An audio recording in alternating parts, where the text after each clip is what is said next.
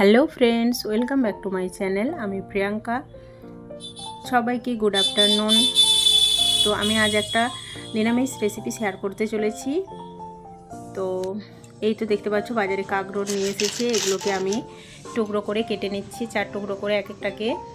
আর একটা পেস্ট বানানোর জন্য আমি নিয়ে নিয়েছি, দেখো একটা বাটিতে 2 চা চামচের মতো পোস্ত, 2 চা চামচের মতো সর্ষে, ওটা একটা পেস্ট বানিয়ে নেব। আর এদিকে কড়াইয়ে আমি সর্ষের তেল দিয়ে দিচ্ছি। তো সর্ষের তেলটাকে আমি গরম হয়ে গেছে, এবার তেলের মধ্যে আমি কাঁকরোলের টুকরোগুলোকে দিয়ে অল্প লবণ আর হলুদ দিয়ে কাঁকরোলগুলোকে ভালো করে ভেজে নেব।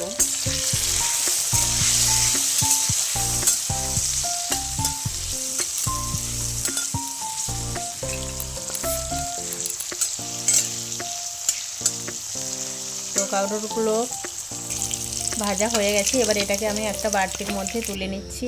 আর ওই যে তেলটা অবশিষ্ট আছে এই তেলের মধ্যে আমি দিয়ে দিচ্ছি কিছুটা পরিমাণে কালো জিরে,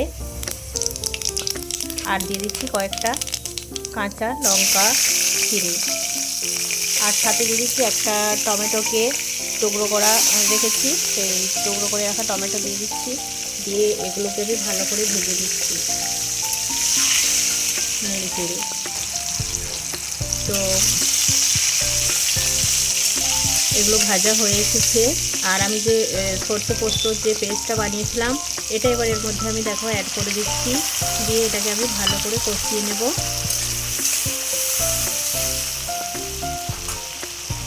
আর তার জন্য আমি দিয়ে দিচ্ছি তার আগে হলুদ কিছুটা পরিমাণে, আর কিছুটা পরিমাণে লাল লঙ্কার গুঁড়ো, আর কিছুটা পরিমাণে লবণ স্বাদ মতো আর কি। দিয়ে এটাকে আমি ভালো করে কষিয়ে নেব যতক্ষণ না তেল ছাড়ছে।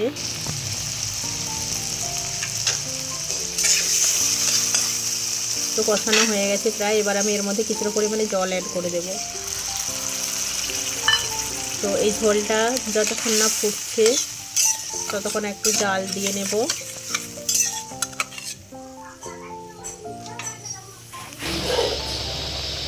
তো ঝোল ফুটে গেছে, এবার এর মধ্যে আমি অল্প পরিমাণে চিনি অ্যাড করলাম, আর দিয়ে দিচ্ছি এর মধ্যে আমি ভেজে রাখা কাঁকরোলগুলোকে।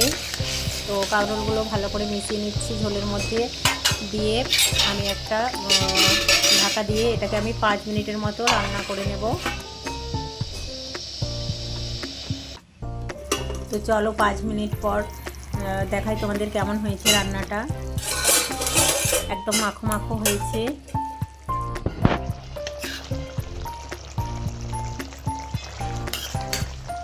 তো এই অবস্থাতেই আমি এটাকে নামিয়ে নেব একটা পাত্রের মধ্যে। আর কেমন হয়েছে রান্নাটা তোমরা অবশ্যই আমাকে কমেন্টে জানাবে। আর এতক্ষণ আমার ভিডিওর সাথে থাকার জন্য তোমরাকে অনেক অনেক ধন্যবাদ, অনেক অনেক ভালোবাসা। তো দেখো কত সুন্দর গ্রেভি গ্রেভি হয়েছে না। তো এভাবে রান্না করে যদি না কেউ খেয়ে থাকো অবশ্যই খেও একদিন, আর আমাকে অবশ্যই জানিও কেমন হয়েছিল। তো সবাইকে টাটা বাই, ভালো থেকো, সুস্থ থেকো, আবার দেখা হবে অন্য একটা ভিডিওতে।